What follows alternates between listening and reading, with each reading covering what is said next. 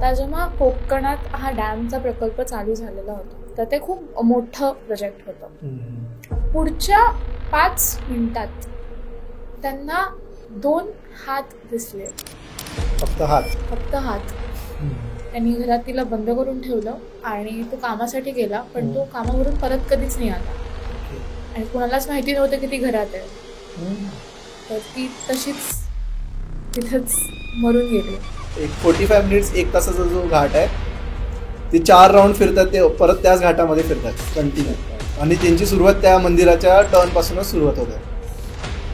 त्याचं मागे बघितलं आणि मला असं वाटत होतं की जे मागचे बाक आहेत ना ते खूप लांब लांब लांब लांब चालले आणि माझे हात माझे पाय एकदम उंड पडले होते. ते खूप म्हणजे भीतीदायक वाटतं बघायला सुद्धा. तर तेव्हा मी बघतो की लिफ्ट आमच्या स्टोअरला थांबलेली आहे आणि डोअर अर्धाच ओपन आहे आणि मला असं वाटत होतं की माझा हात कुणीतरी लिहित आहे. म्हणजे मी स्वतःला बघू शकत होते पेपर लिहिताना. हॅलो, हाय मित्रांनो, कसे आहात तुम्ही? स्वागत आहे तुमचं सगळ्यांचा शैतान स्टोरीज या आपल्या मराठी हॉरर पॉडकास्टमध्ये. मी तुमचा होस्ट जयेश. आज घेऊन आलोय माझी एक फ्रेंड तनिषा. हाय. सो तनिषा, तू स्वतःला कसं इंट्रोड्यूस करणार? माझं नाव तनिषा कौस्तुभ आहे. मी म्हणजे चिंचवडची आहे. ओके. मी लहानाची मोठी तिथे झालेली आहे. माझी आई कोकणातली वगैरे आहे, त्यामुळे कोकणाचा खूप संबंध होता लहानपणापासून माझ्याकडे. आणि आता माझ्या ज्या गोष्टी आहेत त्याही कोकणातल्याच आहेत. ओके. सो तुझी पहिली स्टोरी कुठून स्टार्ट होते? तर माझी पहिली स्टोरी सुरू होते कोकणात. ओके. जसं मी सांगितलं.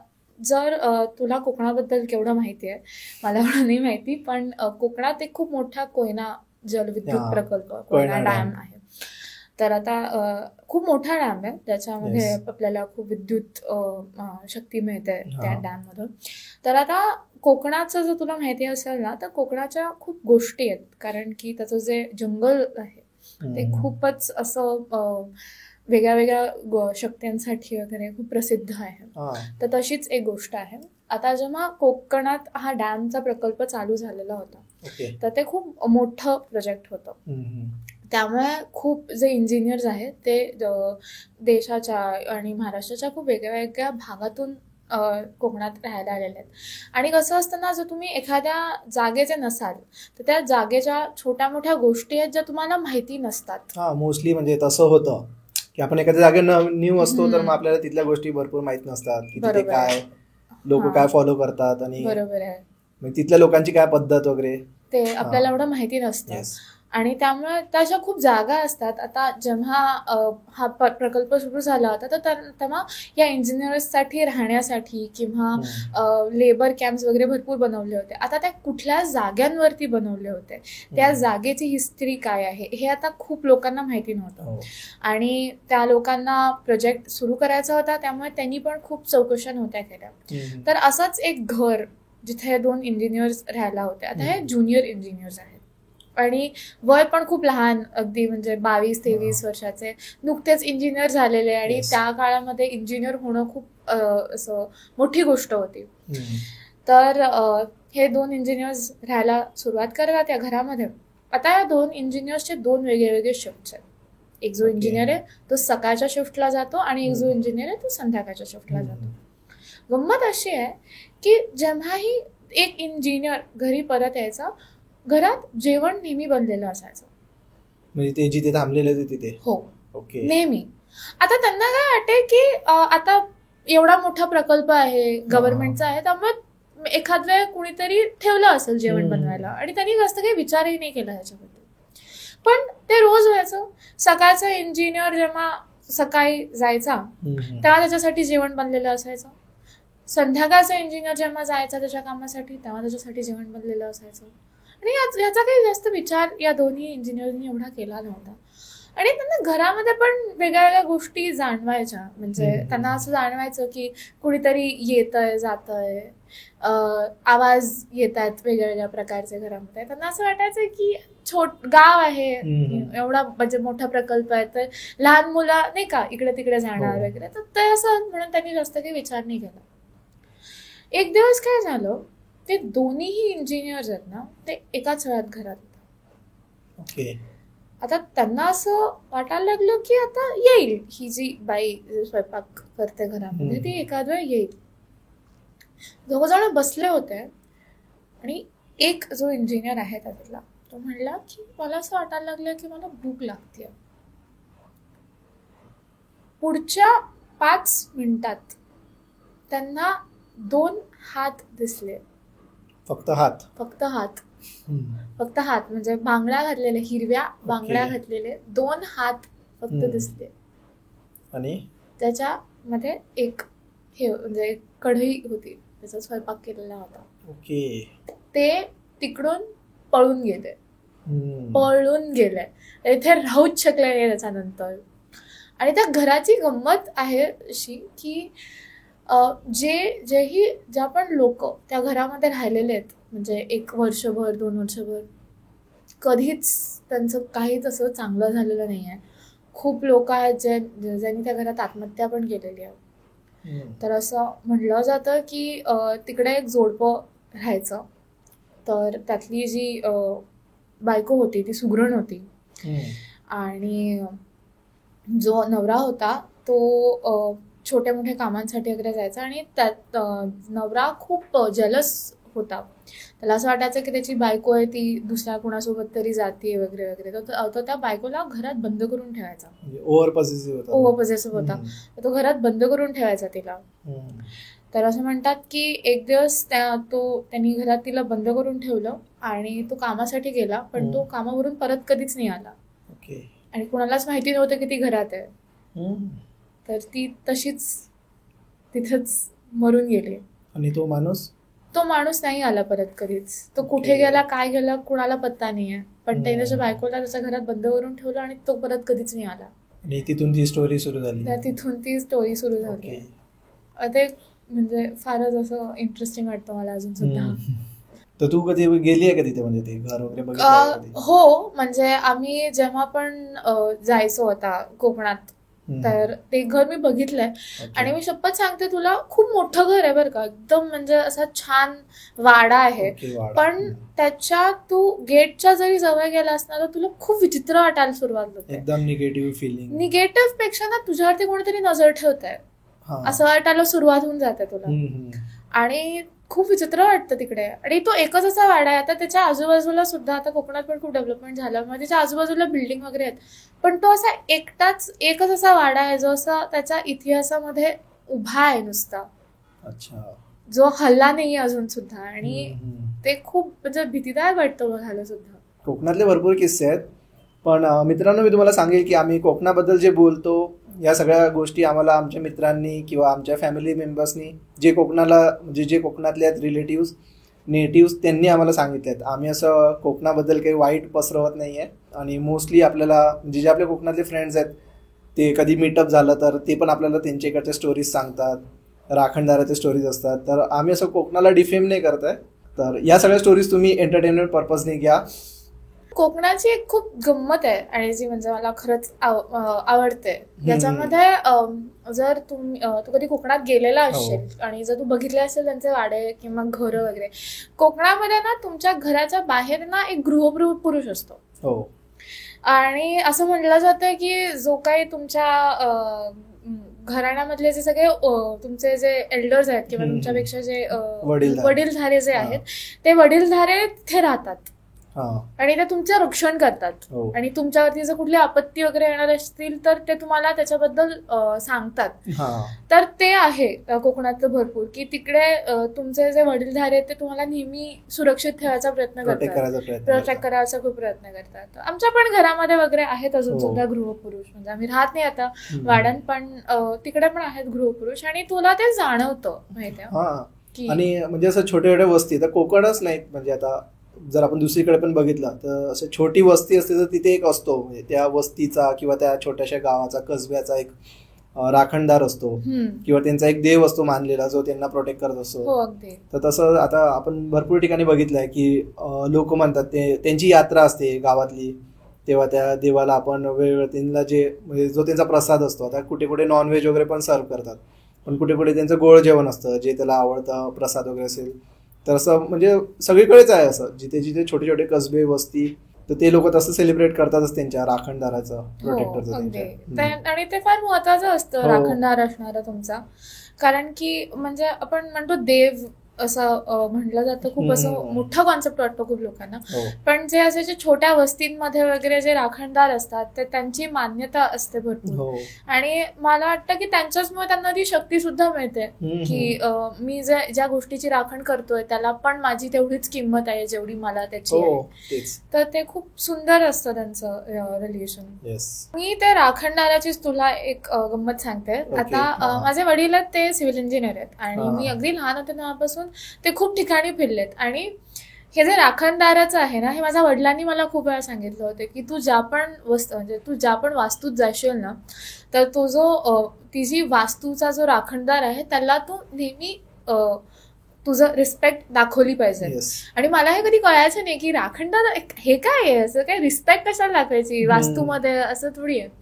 पण मी तर त्याची गंमत सांगते. माझे बाबा जे आहेत ना ते जुहूमध्ये एका प्रोजेक्टवरती कामाला होते. आता मुंबई म्हणलं तर किती हे आहे, गजबजलेलं आहे, तर तुलाही Yes. माहिती आहे. तर त्यांनी हेलिपॅड बांधायचं त्यांचं काम सुरू होतं. पण जेव्हा पण काहीही सुरुवात केली असेल ना त्यांनी, त्यांचं कामच होत नव्हतं, म्हणजे होतच नव्हतं का, अडथळा याच्यामध्ये प्रचंड अडथळे यायचे. आणि त्यांना कळत नव्हतं की नक्की अडथळे येतात कशामुळे, काय म्हणजे काय प्रॉब्लेम काय आहे. तर त्यांना एकांनी सांगितलं होतं की इथे वरती एक काळूबाईचं मंदिर आहे, ओके. तर तिथे तुम्ही जाऊन नारळ फोडून या जर तुम्हाला असं वाटत असेल की तुमचं काम व्यवस्थित व्हावं म्हणून. तर आता नारळ काय फोडायचा वगैरे, तर ते म्हणले ठीक आहे की जा बाबा. एका छोट्या ज्युनियर इंजिनियरला जाऊन सांगितलं की ते म्हणतायत तर जाऊन करून बघ. ठीक आहे, आपण काय हे करणार नाही. तर तो गेला वगैरे, तर त्यांनी तो नारळ घेऊन गेला तो, आणि तो नारळ तो फोडायचा प्रयत्न केला. तो नारळ फुटतच नव्हता. ओके. तो नारळ फुटतच नव्हता. इतका तो असा हे झाला होता, कडक झाला होता, असं वाटत होतं की म्हणजे आपलं स्टीलचा वगैरे नारळ आहे की काय, तो फुटतच नव्हता. तर आता म्हणले की आता करायचं काय आहे, की असं कसं होऊ शकतं ना की नारळच नाही फुटत आहे. तर मग ते म्हणले की ठीक आहे. माझे सिनियर इंजिनियर्स होते, ते पण गेले दुसऱ्या दिवशी मग, आणि मग त्यांनी गेला नारळ फुटला तिथे. ओके. भरपूर पाणी वगैरे, पाणीदार एकदम नारळ फुटला, एकदम पहिल्या ह्याच्यामध्येच फुटून गेला. आणि आता कन्स्ट्रक्शन मध्ये वगैरे ना हे भरलेलं जातं, म्हणजे तुम्ही खड्डा ज्या खणलेला असतो त्याच्यात सिमेंट वगैरे भरायचं काम केलं जातं. आणि कॉन्क्रीट ते थोडंसं ट्रिकी असतं, कारण की जेव्हा तुम्ही ते कॉन्क्रीट भरताय ना, तर ते सेट वगैरे व्हावं लागतं थोडंसं. आणि तेव्हा त्या दिवशी असं हे झालं होतं प्रेडिक्शन की पाऊस पडणार आहे म्हणून. पण जो कॉन्ट्रॅक्टर आहे तो म्हणला की मी आजच सिमेंट भरू शकतो, मी उद्या सिमेंट नाही भरू शकत. तर आता ते म्हणले की यार इतके आता अडथळे असेच आलेले आहेत, तर सिमेंटचं काम आपण करून घेऊया. आणि मी तुला सांगते, तो एकच दिवस होता ज्या दिवशी रात्री पाऊस नाही पडला, सिमेंट भरल्यानंतर. आणि त्याच्यानंतर मग सगळं जे काम आहे ते एकदम सुरळीत प्रकारे झालेलं. काही त्यांना काही त्रास नाही, काही अडथळे नाही आलेले. आणि असं खूप वेगळ्या वेगळ्या ठिकाणी ज्या वडिलांनी काम केलं, ते नेहमी मला असे सांगत असतात त्यांचे किस्से. आणि जर तू ऐकशील ना, तर तुला खरंच असं एकदम असं नवल वाटेल की हे असं कसं होऊ शकतं. पण म्हणजे तुम्ही ज्या वास्तूमध्ये आहात त्या वास्तूची नेहमी वास्तूचा जो आहे राखणदार, त्याला खरंच तुम्हाला नेहमी रिस्पेक्ट करावी लागते. नाहीतर मग तुमचं त्या वास्तूमध्ये राहणं फार मुश्किल होऊन जातं. जर तुम्ही दुसऱ्याच्या एरियामध्ये जाऊन तुम्हाला काही काम करायचं असेल तर तिथला जो मेन पर्सन आहे त्याची परमिशन घ्यावं लागते. अगदी परमिशन घेतल्याशिवाय तर तुम्ही काम करूच नाही शकत. म्हणजे आम्ही पण आता ज्या घरात वगैरे राहतो ना, जर असं एखादा व्यक्ती आलेला असेल ना घरामध्ये जो कुणाला एकतर आवडत नाही, किंवा ज्याची एनर्जी पॉझिटिव्ह नसेल, तर तुमच्या घरातले जे दिवे आहेत ना ते ब्राईट नाही होत, नाही ते खूप डिम होऊन जातात.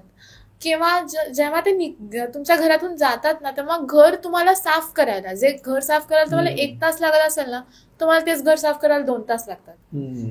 कारण की ते जे एनर्जी हे झालेली असते ना, साठलेली असते ना जागेवरती, ती तुम्हाला काढून टाकायला खूप वेळ लागतो. त्यामुळे खूप म्हणजे वेगळे वेगळे प्रकार आपल्या पण घरांमध्ये केलेले जातात ही एनर्जी मेंटेन करण्यासाठी. तर ते खूप असतं.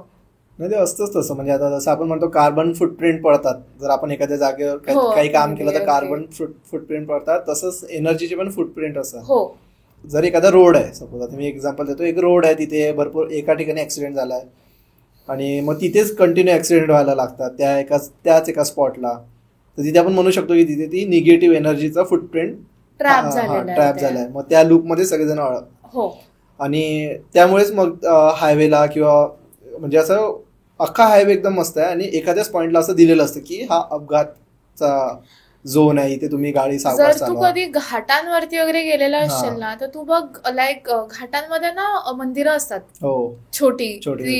ती घाटाची मंदिरं असतात. हा. आणि जर तुम्ही तिकडून चाललेले असाल तर इथे म्हणजे असं म्हणतात की तुम्हाला तिकडे जाऊन आशीर्वाद घ्यावाच लागतो त्या मंदिराचा, नाहीतर तुमचा प्रवास नाहीच होत. अडथळे येतात होते. प्रवासामध्ये, खूप अडथळे येतात प्रवासामध्ये.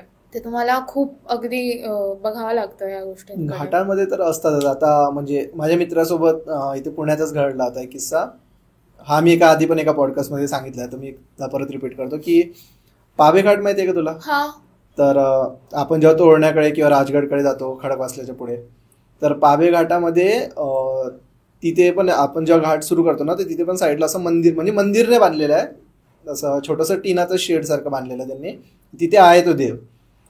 तर सगळे बोलतात की म्हणजे देवाच्या पाया पडून जायला पाहिजे किंवा चकवा लागतो जर तुम्ही नाही केलं तसं. तर तसंच माझ्या मित्राचा जो भाऊ आहे, ते 4 जण कारमध्ये जात होते आणि त्यांनी बघितलं, तर दर्शन वगैरे काही घेतलं नाही, फक्त बघून असं न बघितल्यासारखं केलं अननोटीस आणि गेले पुढे. तर त्यांना त्यानंतर रात्री चकवा लागला. तर 3 तास त्या घाटामध्ये फिरत होते.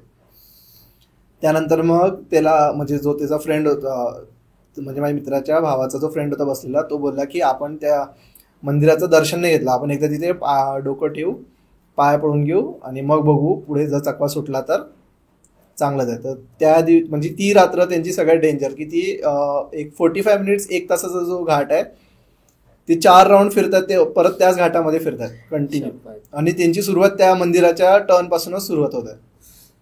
मी शेवटी त्यांनी तिथे पाया वगैरे पडल्या सगळ्यांनी, 4घांनी पण, आणि मग गाडीमध्ये बसले आणि त्यांनी तो रूट कम्प्लीट केला. तर जिथे त्यांना रात्री 1 वाजता पोहोचायचं होतं, तर ते सकाळी 4:30ला घरी पोहोचले. बापरे. तर ते असतंच की म्हणजे तुम्ही जर कुठे जात असणार आणि तिथे तुम्हाला एक छोटं मंदिर वगैरे दिसत आहे, तर तुम्ही म्हणजे गाडीतूनच नमस्कार तरी करायला पाहिजे ऍटलिस्ट. हो, अगदी करायलाच पाहिजे. कारण की तुम्ही कोणाच्या तरी दुसऱ्याच्या ह्याच्यामध्ये चाललेले आहात, एरियामध्ये चाललेले आहात, तर तुम्हाला त्याचं मान ठेवायलाच लागतो. हा, नाहीतर मग जर तुम्ही निगेटिव्ह ऑरा घेऊन जात असणार तर तुम्हाला इंटरेस्ट नाही करून देत तुम्हाला. असे खूप एक्सपिरियन्स येतात. माझे मित्र पण मला शेअर करत असतात की त्यांच्यासोबत घडलाय. मी तुला ना माझी एक पर्सनल गंमत सांगते. तर माझे जे आजोबा होते ते आमचे गृहपुरुष होते, म्हणजे सगळ्यात मोठे आमच्या घरामध्ये तेच होते. आणि मी जेव्हा 8वीत होते तेव्हा ते वारले. तर ते खूप काळजी घ्यायचे आमची सगळ्यांची, म्हणजे अगदी लहानांचं मोठं वगैरे केलं त्यांनी मला, आणि खूप त्यांच्यामध्ये खूप असं प्रोटेक्शन होतं फॅमिलीकडे. तर मी तुला सांगते, मी 10वीची परीक्षा देत होते, मराठीचा माझा पेपर होता. तर मी परीक्षेला बसले आणि त्या दिवस ना माझा एवढा दिवस चांगला नव्हता चालला. म्हणजे मला खरंच पेपर द्यायची इच्छा नव्हती अजिबात. मी फक्त बसले होते आणि पेपर मला मिळाला 3 मिनिटं झालेली होते. मी बघितलं तर जो निबंधाचा विषय होता ते माझे आजोबा, असा निबंधाचा विषय होता माझा. तर निबंधाचा विषय वाचला आणि मी सोडवायला सुरुवात केली. मी पेपर जसं सोडवायला सुरुवात केली ना, तर मी 3ऱ्या बाकावरती बसले होते. मी असं मागे बघितलं आणि मला असं वाटत होतं की जे मागचे बाक आहेत ना, ते खूप लांब लांब लांब लांब चाललेत. आणि माझे म्हणजे हात आणि माझे पाय एकदम थंड पडले होते. आणि मी तुला सांगते, मला पुढच्या 3 तासातलं काहीच आठवत नाही, काहीच आठवत नाही. मला अजिबात आठवत नाही मी तो पेपर कसा लिहिला होता. मला फक्त माझे आजोबा हा निबंध लिहिल्याचं आठवतंय.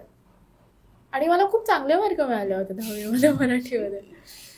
आणि मला असं वाटत होतं की माझा हात कुणीतरी लिहित आहे, म्हणजे मी स्वतः माझा पेपर लिहित नाहीये, कुणीतरी माझा हात पकडलाय आणि मी लिहिते. म्हणजे मी स्वतःला बघू शकत होते पेपर लिहिताना. स्ट्रेंज. आणि असं म्हणजे ज्यावेळी पेपर लिहून बाहेर आले ना तेव्हा तू अशी खूप मोठी झोप काढल्यानंतर कसं वाटेल, मला तसं वाटत होतं. तुला ते पेपरचं काहीच आठवत मला नाही? पेपरला काहीच आठवत नाहीये. अजिबात नाही. आणि मला हे खूप वेळा असं जाणवलेलं आहे बरं का. म्हणजे जेव्हा पण आता असे प्रसंग आलेले आहेत जिथे खरंच माझ्या जीवाला धोका आहे, तेव्हा मला प्रत्येक वेळेला असं वाटलेलं आहे की कोणीतरी माझी रक्षा केलेली आहे किंवा कोणीतरी मला प्रोटेक्ट केलेलं आहे त्या गोष्टीपासून. आणि फार खूप भारी वाटतं पण खूप विचित्र पण वाटतं जेव्हा असं तुम्हाला फील होतं तेव्हा. असं पण होतं ना की जर जे आपले एल्डरली असतात तर ते आपल्याला कधी कधी स्वप्नामध्ये पण येऊन हो प्रोटेक्ट करतात की अगदी. म्हणजे आपल्यासोबत काही होणार असतं ते आधीच आपल्याला दिसून जातं स्वप्नामध्ये, डेजा वू काइंड आपण बोलतो. अगदी. तर आपण सावध राहतो मग त्या गोष्टींपासून की या गोष्टी नको करायला, असं काही होऊ शकतं. तर ते म्हणजे ते आपल्याला स्वप्नामध्ये पण प्रोटेक्ट करत असतात, एका दुसऱ्या रिअल मध्ये असून पण ते आपल्याला प्रोटेक्ट करतात. तर त्यांचा तो एक ऑरा असतो आपल्यासोबत, आपल्या पाठीमागे नेहमी. हो तो असतो. मी तुला ते इंट्युइशन वाली एक गोष्ट सांगते. आता कसं झालं होतं, माझी एक मैत्रीण आहे जिचे वडील गेले आणि ती माझ्या खूप जवळची मैत्रीण आहे. तर मी एक दिवस झोपले होते, मी दुपारची झोपले होते आणि माझ्या स्वप्नात तिचे वडील आले. आणि ते मला विचारत होते की कुठे आहे ती, काय करते, तू कशी आहेस वगैरे वगैरे. फार विचित्र वाटलं मला, कारण की माझ्या स्वप्नामध्ये मी त्याच घरामध्ये होते ज्या घरामध्ये आम्ही होतो. फार विचित्र वाटत होतं मला खूप वेळ. आणि ते मी झालं स्वप्न, मी डचकून उठले आणि मी पळत बाहेर गेले. तिला मी सांगितलं की असं असं झालंय. आणि तिला ते वाटलं की तिचे वडील आताच नुकतेच गेले होते आणि ती खूप बोलत होती तिच्या वडिलांबद्दल, तर त्यामुळे असेल. तर तिने मला विचारलं की अच्छा दिसले का तुला माझ्या वडिलांचं, काय केलं त्यांनी. आणि मी तुला म्हणलं की त्यांनी पांढऱ्या रंगाचा कुर्ता आणि पांढऱ्या रंगाचा झब्बा घातला होता. तिचे मैत्रिणीचे डोळे पांढरे झाले. आणि मी म्हटलं काय झालं. ती म्हटली की माझ्या वडिलांना पांढरा कुर्ता आणि पांढरा झब्बा घालायला प्रचंड आवडायचं आणि मी तिच्या वडिलांचा कधीच पांढऱ्या झब्बा आणि पांढऱ्या कुर्त्यातला फोटो नाही बघितलेला. आम्ही दोघी अशा फक्त बसलो होतो हॉलमध्ये, शांत, कोणीच काही बोलत नव्हतं. आणि तर हॉल जो होता तर म्हणजे बेडरूम आणि हॉलच्या मध्ये एक हॉलवे होता, पोर्च नव्हता, हॉलवे होता. आम्ही दोघी बसलो होतो आणि मग दोघींना जाणवलं की माझ्या खोलीतून दरवाजापर्यंत असं कोणीतरी पळत गेलंय. आणि त्याच्यानंतर खूप महिने आम्हाला तेच जाणवत होतं की कोणीतरी पळतंय फक्त. आणि त्यानंतर परत दिसले होते का ते तुला स्वप्नामध्ये? ते कधीच दिसलं नाही परत मला. पण तो एक असा किस्सा होता जे अजूनही म्हणजे माझ्या अंगावरती काटा येतो. त्याच्यानंतर मला परत कधीच असं स्वप्न नाही पडलेलं आहे, कधीच त्यांच्याबद्दल स्वप्न नाही पडलं. स्ट्रेंज आहे. असं डेजा वू माझ्यासोबत पण झालं होतं एकदा की म्हणजे मी आमचा जो फ्लॅट आहे पुण्यातला तिथलाच होता किस्सा की आता मला सवय आहे सकाळी 3:30ला उठतो मी, तर माझा 3:30चा अलार्म असतो लागलेला. आणि तो असा होता की आता मी तुला आपण एक विजन तयार करू, म्हणजे तुला पूर्ण स्टोरी कळेल कसं. की मी लिफ्टमधून आलो आहे आणि लिफ्टमधून गेल्यानंतर राईट साईडला माझा फ्लॅट आहे. तर मी गेलो चालत चालत आणि डोअर ओपन नाही केला आहे मी डायरेक्टली आतमध्ये गेलो. असं डोअर ओपन करायची कोणती ॲक्शन केली नाही, मी आतमध्ये गेलो. आणि माझा फ्रेंड जो हॉलमध्ये झोपतो तो असा उलटा झोपला आहे, म्हणजे त्याचे पाय भिंतीच्या साईडला आहे आणि डोकं या साईडला, गॅलरीच्याकडे डायरेक्शन होती डोक्याची. आणि आमचे जे शूज वगैरे होते, आमची शूची रॅक अख्खी गॅलरीमध्ये ठेवलेली होती. आणि मग मी म्हटलं की हा असा का झोपला आहे, आणि लाईट पण बंद आहे. म्हटलं कोणाला गॅलरीमध्ये जायचं असेल तर याच्या डोक्यावरती पाय वगैरे पडू शकतो एखाद्याचा. पण मी त्याला काही डिस्टर्ब नाही केलं. तिथून मी किचनमध्ये गेलो, किचनमधून बेडरूममध्ये गेलो, जिथे मी आणि माझा एक दुसरा फ्रेंड आम्ही दोघं झोपलेले. तर मी बेडवर झोपलो होतो आणि जो रेड लाईट आम्ही लावत असतो, नाईट लॅम्प आपण लावतो ना, तो सुरू होता. आणि मी स्वतःकडे बघून असं म्हणतोय की चला याला उठू, याचा उठवायचा टाईम झाला आहे. आणि मी असं तिकडे एका साईडला झोपलो होतो, एका हातावरती. मी असं स्वतःला हात लावणार तेवढ्यात मी एकदम दचकून उठलो आणि मी त्याच पोझिशनमध्ये झोपलो होतो. मी मागे वळून बघितलं की कोण आहे, म्हणजे मला असं वाटलं मला कोणतरी हात लावायला येणार होतं. या फ्रॅक्शन ऑफ सेकंडमध्ये माझा 3:30चा अलार्म वाजला. आणि मी तो अलार्म बंद केला. मी म्हटलं चला आता तशी उठायचा टाईम झाला आहे. मी उठलो आणि माझं सगळं आंघोळ वगैरे केली. माझी ऑफिसचा टाईम होता, माझी कॅब येते 5 वाजता, तर तोपर्यंत मग मी सगळं रेडी वगैरे झालं. माझी देवपूजा वगैरे झाली किचनमध्ये. मी अजूनपर्यंत हॉलमध्ये गेलो नव्हतो. ते झालं, मला ड्रायव्हरचा फोन आला. मी उठलो आणि हॉलमध्ये गेलो. लाईट काही लावले नव्हते. गॅलरीमध्ये जाऊन शूज घेतले, बाहेर येऊन शू घातले, डोअर लॉक केलं आणि लिफ्टकडे गेलो. तर तेव्हा मी बघतो की लिफ्ट आमच्याच फ्लोअरला थांबलेली आहे आणि डोअर अर्धाच ओपन आहे. तर मग मला एकदम क्लिक झालं की मी एक 1-1.5 तासा पहिले असंच काहीतरी बघितलं आहे. आणि मला तोपर्यंत आठवत होतं, जोपर्यंत मी आंघोळ करत होतो माझ्या डोक्यात तेच सुरू होतं की मी या सगळ्या गोष्टी बघितल्या. पण ते मग पूजा वगैरे केली आणि त्यानंतर विसरून गेलो तुम्ही. पण मग नंतर मला परत क्लिक झालं. म्हटलं एकदा परत जाऊन बघूया. मी गेलो, डोअर ओपन केला आणि असा फक्त नाईट लॅम्प लावला. नाईट लॅम्प लावून बघतो तर माझा फ्रेंड उलटा झोपलेला होता. आणि मी इतका म्हणजे माझे हातपाय असे थरथर कापायला लागले होते. मला अख्ख्या कॅबमध्ये पण तेच सुरू होतं की हे काय झालं माझ्यासोबत, असं देजावू का झालं. आणि त्याच्या अगोदर पण व्हायच्या गोष्टी, पण ते एकदम एवढ्या इन्स्टंट नव्हत्या, म्हणजे की आताच घडलं ना आताच मला दिसलं सगळं. तर अशा भरपूर प्रकारच्या गोष्टी मग नंतर घडत गेल्या. म्हणजे मला इंट्युशन्स यायला लागले. मला माझ्या मित्रांबद्दल पण दिसायला लागल्या गोष्टी. मग मी त्यांना सांगायचो फोन करून की अरे मला असं असं दिसलं आहे. ते बोलायचे पण की तू आम्हाला हॉरोस्कोप सांगतो. म्हणजे हॉरोस्कोप म्हणजे फ्युचर प्रेडिक्शन्स तुझ्याकडून मिळतात की असं काही होणार आहे. तसं जे फ्युचर प्रेडिक्शनचं आहे ना, तसं मला पण एकदा स्वप्न पडलं होतं. ॲक्च्युली 2 स्वप्न पडले होते तसे. फार विचित्र होता तो किस्सा. तर काय झालं होतं की मी 12-13 वर्षाचे होते. माझे आजोबा नुकतेच गेले होते. माझ्या आजोबांचा एक भाऊ आहे. तर जवळपास रात्री ते लवकर झोपले होते त्या दिवशी. मी रात्री का माहिती का एक 9-9:30 वगैरे मी झोपले होते. आणि आता माझ्या आजोबांचे जे भाऊ आहेत ते खूप व्यवस्थित हेल्दी वगैरे, असं काही म्हणजे त्यांना काही रोगराई वगैरे असं काहीच नव्हतं. मी झोपले होते आणि मला अचानक असं स्वप्न पडायला लागलं की मी असं बघितलं एक माणूस असा झोपलाय, त्याच्यावरती पांढरा कपडा टाकलेला आहे आणि सगळे लोक खूप रडतायत. आणि त्या रडायचा आवाज इतका जोरात झाला की मी दचकून उठले. आणि जशी मी उठले ना तसं मी ऐकते माझी आई फोनवरती बोलते कोणाशी तरी, आणि ती पण खूप अशी घाबरलेली आहे. आणि मला कळत नव्हतं की ती का घाबरली काय. त्यामुळे मी उठून बाहेर गेले, तिला विचारलं तर तिने मला सांगितलं की काका आजोबा गेले म्हणून. आणि ते हेल्दी, काही त्यांना काही रोगराई काही नव्हती. एका सिम्पल प्रोसिजरसाठी गेले होते ते हॉस्पिटलमध्ये. काही त्यांना त्रास नव्हता आणि तिने सांगितलं की ते गेले. माझे हात पाय गार पडले होते. मी फक्त तिच्याकडे बघत होते. आणि मग ती मला म्हटलं की काय झालं, म्हटलं किस्सा सांगितला. आणि मग ती पण खूप घाबरली होती. मग ते असं बोलतात ना की आपण जेव्हा झोपेत असतो तेव्हा आपला जो सोल असतो तो ट्रॅव्हल करत असतो. आणि तो भरपूर असे डायमेन्शन्स मधून ट्रॅव्हल करून, म्हणजे त्याला असं टाइमच्या नंतरचं पण दिसतं. म्हणजे असं बोलतात भरपूर ठिकाणी की जो आपला प्राणवायू असतो तो फिरत असतो आणि त्याला मल्टिपल डायमेन्शन्स क्रॉस करून जातो तो. तर त्याला नंतर होणाऱ्या गोष्टी पण आधी कळतात. तसं तू बघ ऐकलं असेल की काही म्हातारे लोक असतात जे बोलतात आम्हाला दूरदृष्टी आहे. त्याचे डोळे बंद करतात, एका दुसऱ्या रिअल मध्ये जातात आणि त्यांना कळून येतं की या पर्सन सोबत काय घडलंय, पास्ट मध्ये काय घडलंय किंवा फ्युचर मध्ये काय घडणार आहे. तर असं म्हणजे ते असं बोलतात की ते जेव्हा त्यांचे डोळे वगैरे बंद करतात तेव्हा त्यांचा सोल त्यांच्या बॉडीमधून बाहेर पडतो आणि तो ट्रॅव्हल करून येतो त्या सगळ्या डायमेन्शन्स मधून. आणि तो ती सगळी इन्फॉर्मेशन कलेक्ट करून आणतो आणि याला सांगतो.